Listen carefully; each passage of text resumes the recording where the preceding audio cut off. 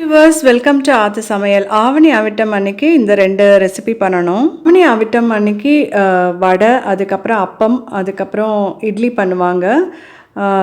கண்டிப்பாக இந்த ரெசிபி பிகினர்ஸ்க்காக நான் இதை போஸ்ட் பண்ணுறேன். இப்போது வந்து 3 பருப்பு போட்டு வடை எப்படி பண்ணுறது அப்படின்றத இப்போ நம்ம பார்க்கலாம். அதுக்கப்புறம் அப்பம் எப்படி பண்ணுறது, ரொம்ப ஈஸியாக உங்களுக்கு செய்கிறதுக்கு நான் இப்போ சொல்கிறேன்.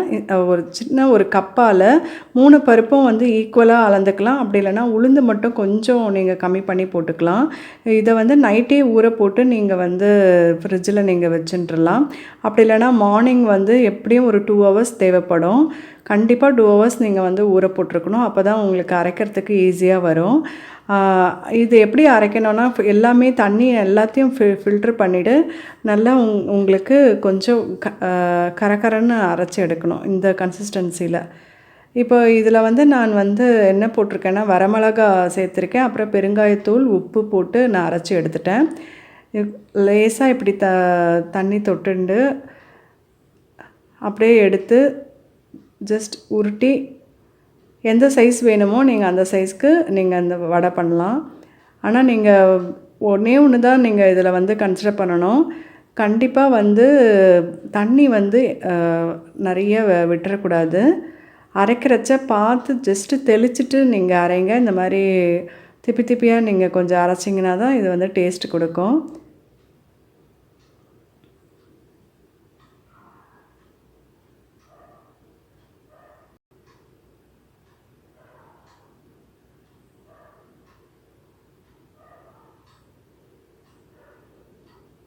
இது கண்டிப்பாக பண்ணி பாருங்கள். ரொம்பவே டேஸ்டியாக ரொம்ப நல்லாயிருக்கும்.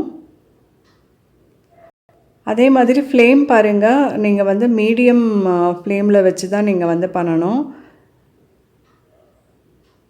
ரொம்ப ஃப்ளேம் அதிகமாக இருந்ததுன்னா உங்களுக்கு வந்து மேலே வந்து ரொம்ப கருகிடும். அதுக்கப்புறம் உள்ளுக்கு வெந்திருக்காது உங்களுக்கு. அதே மாதிரி டெக்ஸ்சர் வந்து உங்களுக்கு இந்த அளவுக்கு உங்களுக்கு வராது. ஸோ கொஞ்சம் அது நின்று வெந்தால் தான் உங்களுக்கு வந்து உள்ளுக்கும் இது வந்து வேகும். பிகாஸ் இது வந்து 3 பருப்பும் போட்டு நம்ம பண்ணுறோம் இல்லையா, அதனால் நீங்கள் அந்த ஃப்ளேமை அதுக்கு தகுந்த மாதிரி நீங்கள் வச்சுட்டுருணும். இப்போ பாருங்கள், இந்த வடை இப்போ ரெடி ஆகிடுது. இதே மாதிரி நீங்களும் பண்ணுங்கள். நல்லா கிறிஸ்பாக உங்களுக்கு அந்த பபிள்ஸ் வந்து ரொம்ப கொஞ்சம் தணிஞ்சு நீங்கள் எடுத்திங்கன்னா நல்லா கிறிஸ்பாக உங்களுக்கு வரும்.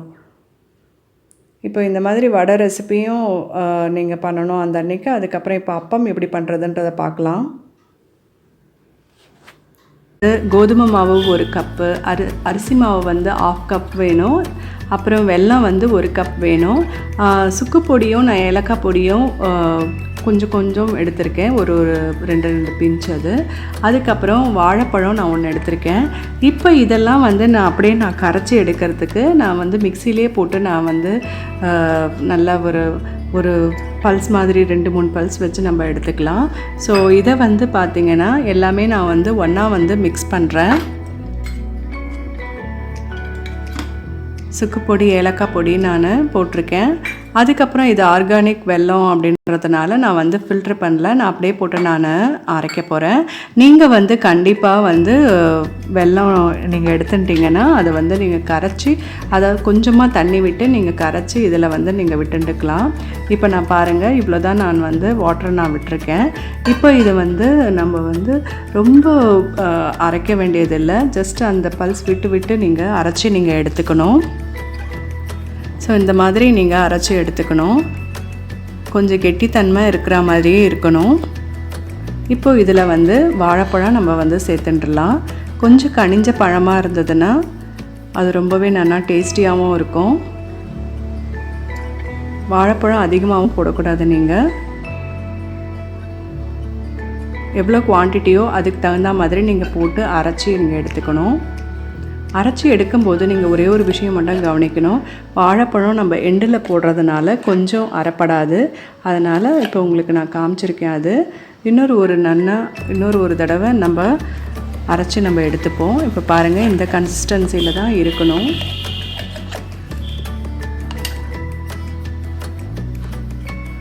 ஒரு குழிக்கரண்டியில் நம்ம எடுத்து எண்ணெயில் விடுறதுக்கு இந்த பக்குவத்தில் தான் வந்து மாவு இருக்கணும். இப்போ இந்த குழம்பு கரண்டியில் நான் விடுறேன் பாருங்கள். அந்த மாதிரி சின்னதாக நீங்கள் எந்த அளவுக்கு உங்களுக்கு அப்பம் வேணுமோ அதுக்கு தகுந்த மாதிரி நீங்கள் கரண்டி நீங்கள் யூஸ் பண்ணணும். நான் இப்போ வந்து சின்னதாக 3 அப்பம் நான் இப்போ ஃபஸ்ட்டு உங்களுக்கு நான் விட்டு காமிக்கிறேன். அதுக்கப்புறம் பெரிய அப்பமாக நான் விட்டுருப்பேன்.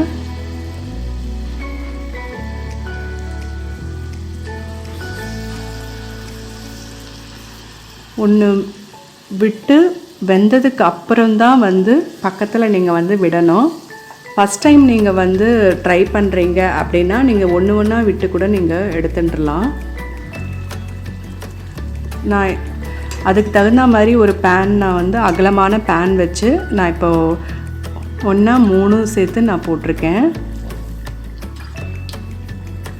நல்லா எழும்பி வருது பாருங்கள். இதில் வந்து நான் வந்து சோடா உப்போ எதுவுமே நான் சேர்க்கலை.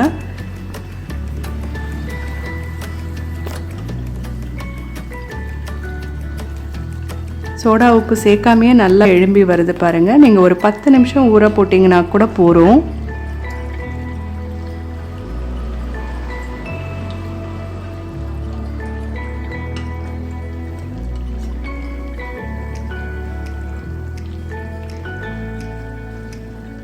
இப்போ நல்லா வெந்துடுத்து, நல்லா கிறிஸ்பாக இருக்குது பாருங்கள். இப்போ இது வந்து வெந்தாச்சு, நம்ம எடுத்துடலாம். அந்த மாதிரி ஒவ்வொன்றா நம்ம வந்து எடுத்துடலாம்.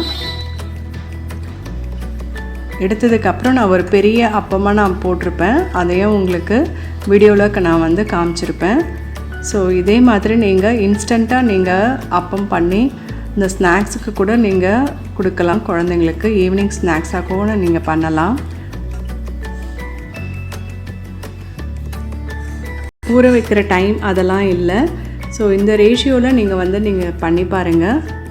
ரொம்பவே டேஸ்டியாக, ரொம்ப அந்த வாழைப்பழம் னுடைய அந்த டேஸ்ட்டும் வந்து ரொம்ப என்ஹான்ஸ் பண்ணி கொடுக்கும் உங்களுக்கு. இப்போ பாருங்கள், ரொம்ப நல்லா பெருசாக நான் அப்பம் போட்டிருக்கேன். இந்த மாதிரியும் நீங்கள் மாற்றிட்டுலாம். இதே மாதிரி பண்ணி பார்த்துட்டு உங்களோட ரிவ்யூஸ் அண்ட் கமெண்ட்ஸ் எனக்கு கண்டிப்பாக போஸ்ட் பண்ணுங்கள். உங்களுடைய கமெண்ட்ஸ் எப்போவுமே எதிர்பார்ப்பேன். தேங்க்யூ.